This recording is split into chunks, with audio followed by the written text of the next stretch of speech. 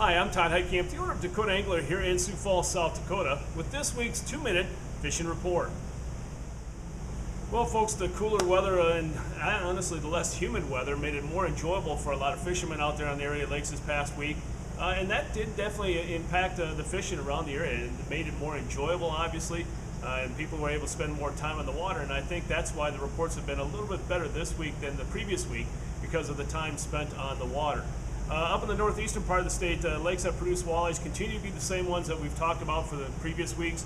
Bitter and Waubay seem to be the two main focus lakes right now. Big Stone, Reeds, Goose, as well as Indian Springs, Opitz, and then also Dry Lake by Clark. They're catching a few there, hit and miss.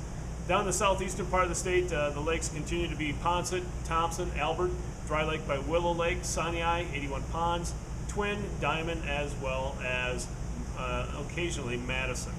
The Missouri River continues to do well right now. A lot of good fish are being found deeper yet.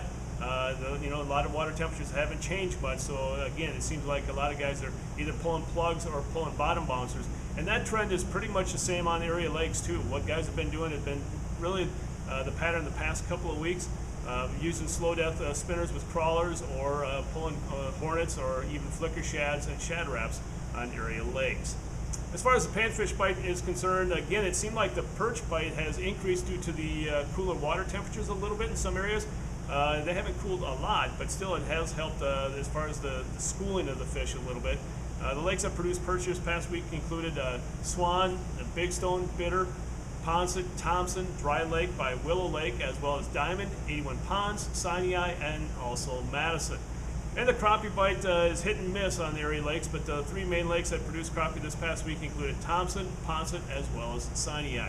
Would have been working for the panfish. Again, what we talked about last week, anything that has a drop chain on it, like a Haley or Pilkey, but also tungsten, small tungsten ice fishing jigs have worked really well. Tipped with waxworms or maggots or small pieces of redworm. Those seem to be doing the trick this past week. In this week's version of Todd's Tackle Tips, it's going to be basically a follow-up to last week's Todd's Tackle Tips, where we talked about perch fishing and the use of very sensitive tackle, such as rods. A lot of people have asked me, well, what type of rods are you referring to? Well, what I have in my hands right here, and you're not going to see it that great, it's what we call a cubby rod. They come in two different lengths, a 6-foot as well as 7-foot, two-piece rods. But this is what I'm talking about as being an ultra-sensitive tip. You can just barely see this. I'll pull it down.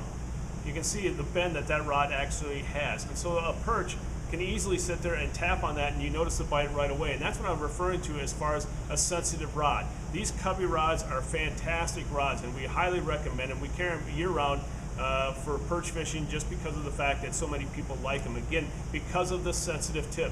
You can just lay that on the side of the boat and just watch that rod tip move back and forth, whether or not you're fishing with a minnow or when you get a bite, you see that rod tip move, you set the hook. There are other sensitive rods in the market as well, and if you'd like us to explain a little bit more about the rods that we have, feel free to give us a call at 605-336-9132. But if you're looking to buy a cubby rod, you can also buy it online at dakotaangler.com, but make sure you stop by here at the store as well, because the number of rods that we have right now are very limited, so you don't want to miss out. Again, a cubby rod, 6-foot or a 7-foot rod, great for panfish. Now it's time to take a look at a few photos that you sent in to me this past week.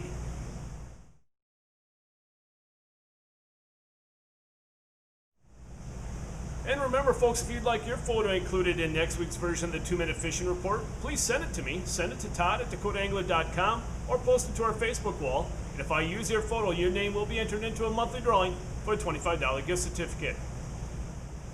And before we end this week's report, remember, folks, to check us out online. If you can't make it here to the store, go to our website at dakotaangler.com. You can expect the same level of service that you would get here at the store. We'll ship it out to you immediately. So again, whatever inventory we have here at the store will be available online. Also, folks, don't forget to mark your calendars November 13th through the 15th. It's not too early to start thinking about it. The Dakota Angler Ice Institute here in Sioux Falls, South Dakota. Again, the dates are November 13th through the 15th. Well, folks, that's this week's version of the 2-minute fishing report. For Dakota Angler, I'm the owner, Todd Heitkamp, and as we say around here, fish on! We'll see you next time. And again, folks, thanks for watching. I greatly appreciate it, and hopefully all of you continue to stay safe.